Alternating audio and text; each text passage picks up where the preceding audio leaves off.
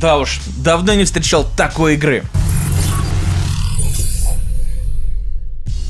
Давайте сразу о нескольких вещах, которые дико важны в сегодняшнем разговоре. Ну, во-первых, новый Prey практически не имеет ничего общего со старым. Новый Prey похож на System Shock, очень многим похож на BioShock, Deus Ex и, очевидно, Dishonored. Ну, потому что Arkane Studios, правда, без такого классного дизайна, плюс куча подобных игр классом поменьше. Нашего героя зовут Морган, есть актер Морган Фриман, и получается цепочка, там Фриман, тут Морган, Морган Фриман, Half-Life 3 confirmed.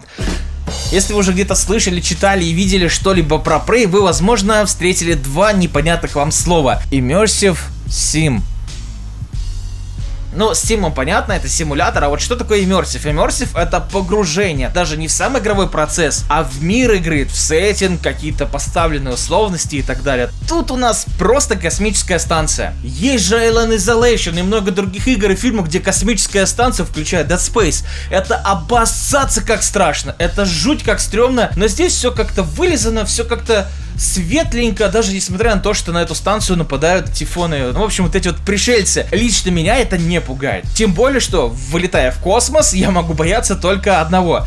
Что я вылечу без патронов, меня там просто трахнут, я умру и буду ждать там минуты полторы загрузку. Как же я люблю маркетинг игр, иногда просто им восхищаюсь, потому что вот, например, Prey нам продавали как какой-то качественный sci-fi шутер. Но есть тут один вот такой вот моментик. Не шутер она нифига. На PS4 с демки начиная перекочевал баг в релизную версию, и спустя неделю его никто не пофиксил. Лютый input lag. И с такой задержкой играть в Prey как шутер практически невозможно. Если посмотреть на прохождение игры, у обычных людей это занимает от 20 плюс часов, а спидранерам здесь нужно, ну вот, не больше 10 минут. Очень много багов, и багаюзер, естественно, этим пользуется. Через некоторые стены можно просто случайно пройти, поставив ящички. Через некоторые препятствия можно просто вот проникнуть сквозь дверь, почему бы и нет. Может быть, это не баг, а фича, чтобы вот спидранеров как раз повеселить, но что-то я в этом сильно сомневаюсь. Про сюжет ничего толком говорить не буду, потому что, ну, по сути, там есть завязка и просто концовка, где-то там на 20-м часу.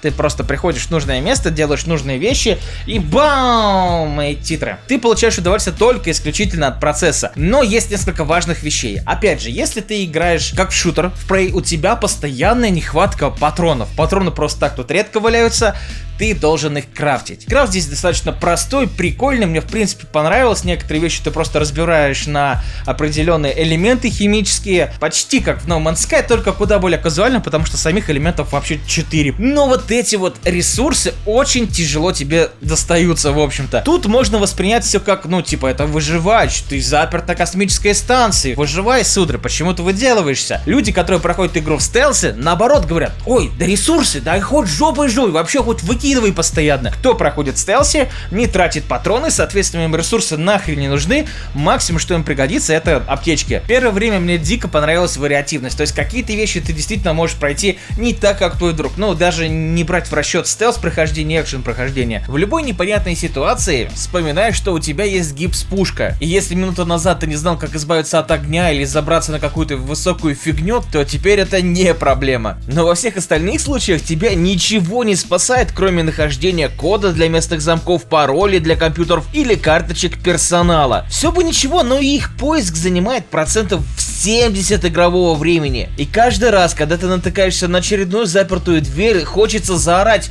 ну хватит уже! Придумайте тогда хотя бы загадки, какие-то пазлы интересные, я не знаю, все что угодно, но не выматывайте игрока унылым бэктрекингом. Prey вообще в принципе нет ни одной инновации, и он во многом вторичен, если не во всем. Но должен быть вариант, который тебе, не знаю, позволяет, вот видишь ты дверь и понимаешь, что ты можешь скрафтить гранату, вынести ее к чертовой бабушке и все, и пройти ее так. Кстати, есть такие моменты, но связанные, правда, не с дверьми, а со всякими предметами, которые можно переносить. Тоже иногда помогает, и не сразу ты до этого додумываешься. Утилизирующая граната вообще, мое почтение. Не только разделение на экшен и стелс сильно изменяет игру, но и прокачки, разумеется. Можно вкладывать все нейромоды только в скиллы людей, хакерство, силушку богатырскую, владение оружием и почти что кузнечное мастерство в рамках местного крафта. Или же можно просто усиленно вкачивать способности тифонов, как только они появятся, там и превращение себя в банан, телекинез, импульсные взрывы и прочие инопланетные прелести. Очень смешной момент был. Мне написал приятель: тебе хоть раз что-нибудь давали за сайд-квесты? Я задумался и ответил: мне давали, конечно же, понять, что я зря потратил время на эти сайд-квесты. Они, по сути, в редких случаях что-то хотят вообще тебе сказать. Один из моментов вскрыл мне мозг. Я понимал, что мне нужно вон туда. А дверь закрыта, и открыть ее можно только через компьютер, а компьютер этот можно только взломать. Никаких паролей, карточек, он ничего такого не принимает, только взлом. А у меня, естественно, навык не был прокачан, иначе бы эта история просто не появилась бы здесь. 1,5 часа мотаний туда-сюда в поисках нужных нейромодов для прокачки, и я выполнил эту задачу. И самое забавное, что в такие моменты ты испытываешь не какой-то агр в сторону разработчиков, почему вы это так сделали, зачем вы меня мучите, а наслаждение от преодоления этой, с первого взгляда, неразрешимой иначе задачи. И так игра тебя цепляет.